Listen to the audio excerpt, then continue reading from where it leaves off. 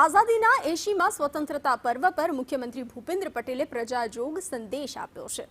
15મી ઓગસ્ટની પૂર્વ સંધ્યાએ તેમણે રાજ્યની સુખાકારી માટે સરકાર દ્વારા લેવાયેલા પગલાં વિશે જણાવ્યું તેમજ ભવિષ્યના લક્ષ્યાંક તરફ સૌનું ધ્યાન દોર્યું।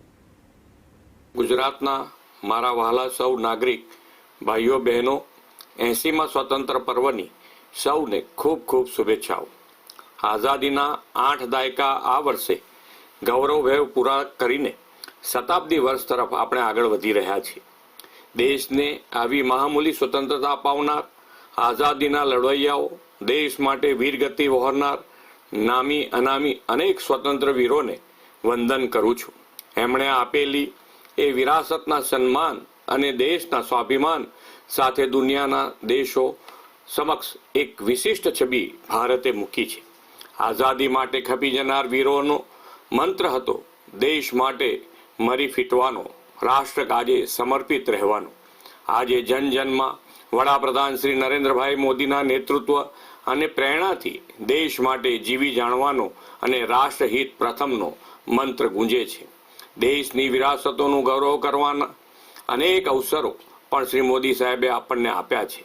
સોમનાથ મંદિરના પુનઃનિર્માણના 75 વર્ષની ઉજવણી આપણે સનાતન સંસ્કૃતિની વિરાસતને ગૌરવમય બનાવી છે। વિરાસતોના ગૌરવ સાથે વિકાસની નિત નવી ઊંચાઈઓ આપણે વડાપ્રધાનશ્રીની વિઝનરી લીડરશિપમાં વિરાસત બી વિકાસ બીથી પાર કરી છે। તેમણે વિકસિત ભારત 2047ના નિર્માણનો જે સંકલ્પ કર્યો છે તેમાં ગરીબ, યુવા, અન્નદાતા અને નારી શક્તિને મુખ્ય આધાર ગણાવ્યા છે। આપણે પણ ગુજરાતમાં આ 4 પિલરના સશક્તિકરણ માટે અનેક આયામો પાર પાડ્યા છે। ગરીબો, વંચિતો અને જરૂરિયાતમંદ લોકોને કલ્યાણ યોજનાઓના કેન્દ્રમાં રાખીને સેચ્યુરેશન એપ્રોચથી 100% લોકો સુધી યોજનાઓના લાભ પહોંચાડી રહ્યા છીએ। યુવા શક્તિના કૌશલ્યથી સ્ટાર્ટઅપ ઇકોસિસ્ટમોને વધુ મજબૂત બનાવવા સ્ટુડન્ટ સ્ટાર્ટઅપ અને ઇનોવેશન પોલિસી પણ અમલી બનાવી છે। ડેટા, AI ઇનોવેશન અને ડિજિટલ ટ્રાન્સફોર્મેશન પ્રોત્સાહન આપવા 5 વર્ષ માટે Gujarat global capability centre policy અમલી બનાવી છે। હવે આપણા યુવાનો જોબ સીકરમાંથી જોબ ગીવર બની રહ્યા છે। આવી હોનહાર યુવા શક્તિના ઉજ્જવળ ભવિષ્યને સુરક્ષિત રાખવાનો વડાપ્રધાનશ્રીએ મક્કમ નિર્ધાર કર્યો છે। યુવાનોના ભવિષ્ય સાથે ચેડા કરનારાઓને નશ્યત કરવા જાહેર પરીક્ષા સુધારા વિધેયક તાજેતરમાં સંસદે પારિત કર્યું છે। ટેકનોલોજીનો પારદર્શી ઉપયોગ સુનિશ્ચિત કર્યો છે। અન્નદાતા ખેડૂતોના હિતોને પણ અગ્રતા આપી છે। ટેકાના ભાવે ખરીદી, કિસાન સન્માન નિધિ, દિવસે વીજળી અને સિંચાઈ માટે પૂરતું પાણી એમ બીજથી બજાર સુધી દરેક કદમ પર સરકાર અન્નદાતાની પડખે છે। એટલું જ નહીં, કુદરતી આફતો સામે ઉદાર સહાય પેકેજ આપીને સરકાર ખેડૂતોની હામી બની છે। સમાજનો 50% હિસ્સો ધરાવતી નારી શક્તિના સ્વાવલંબન માટે પણ સરકારે નક્કર આયોજનો કર્યા છે। રોજગારીના સર્જનમાં નારી શક્તિની ભાગીદારી 42% છે તે 2047 સુધીમાં 75% સુધી લઈ જવાની નેમ છે। 5 લાખથી વધુ બહેનો લખપતિ દીદી બનીને પરિવારોને આર્થિક આધાર પૂરો પાડે છે। ઉદ્યોગ ક્ષેત્રે સી સ્ટાર્ટઅપ અને સહકારી ક્ષેત્રે મહિલા મંડળીઓને પણ પ્રોત્સાહનો પૂરા પાડવાના છે। આવનાર સમયમાં વિકાસ અને અર્થતંત્રની પ્રગતિમાં ટેકનોલોજી મુખ્ય પરિબળ બનવાની છે એ વાત નિશ્ચિત છે। ટેકનોલોજીના અને ઇમર્જિંગ સેક્ટરમાં ગુજરાત મહત્વના પ્લેયર તરીકે ઉભરી આવ્યું છે। વડાપ્રધાન શ્રી નરેન્દ્રભાઈ મોદીની પ્રયાસોથી ગુજરાતમાં 3 સેમિકન્ડક્ટર પ્લાન્ટ કાર્યરત થયા છે। આના પરિણામે નવા MSME અને નવા ઉદ્યોગ માટે આત્મનિર્ભરતાની તકો ઊભી થઈ છે। વડાપ્રધાનશ્રીએ સૌના સાથ, સૌના વિકાસ, સૌનો વિશ્વાસ અને સૌના પ્રયાસથી વિકાસની આગવી દિશા આપી છે। ગામડું હોય કે નગર, દરેક વ્યક્તિ અને સમાજને વિકાસની મુખ્ય ધારામાં લાવવાનો સેવા યજ્ઞ તેમણે આદર્યો છે। ગુજરાતમાં એ જ માર્ગે ચાલીને વોકલ ફોર લોકલથી ગ્રામીણ ઉદ્યોગો, હસ્તકલા, વિરાસતોને ગ્લોબલ પ્લેટફોર્મ આપ્યું છે। વાઇબ્રન્ટ સમિટની સફળતાના પગલે વિશ્વના દેશોના ઉદ્યોગ રોકાણકારો ગુજરાત આવ્યા છે। હવે લોકલ એસ્પિરેશન અને ગ્લોબલ એમ્બિશનના ધ્યેય સાથે આપણી પ્રાદેશિક ક્ષમતાઓને વિશ્વ સમક્ષ મૂકી છે।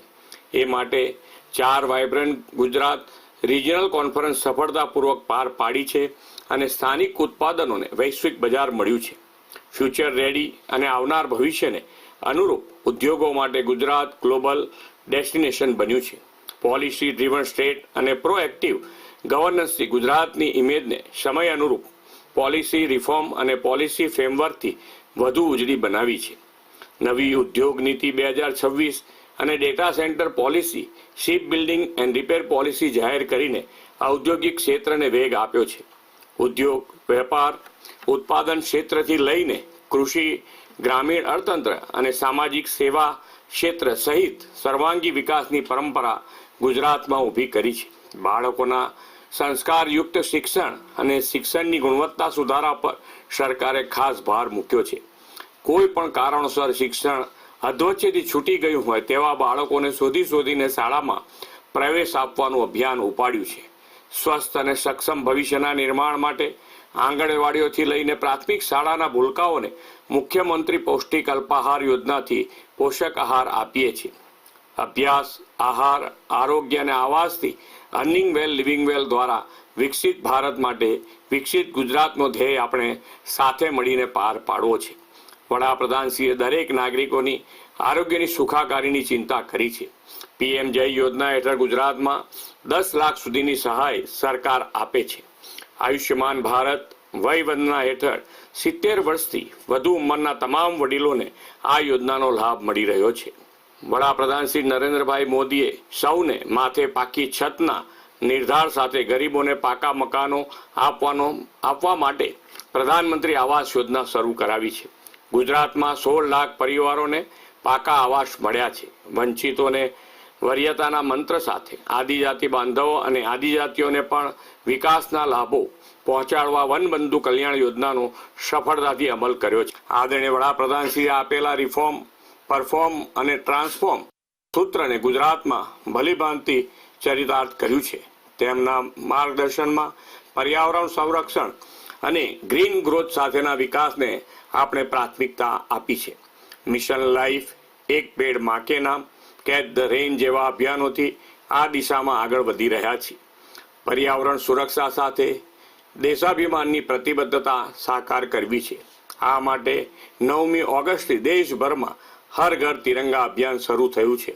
આવા રાષ્ટ્રહિતના અભિયાનોમાં આપણે અગ્રેસર રહીને વિકસિત ગુજરાતથી વિકસિત ભારત 2047ના સંકલ્પ સાથે આગળ વધીએ.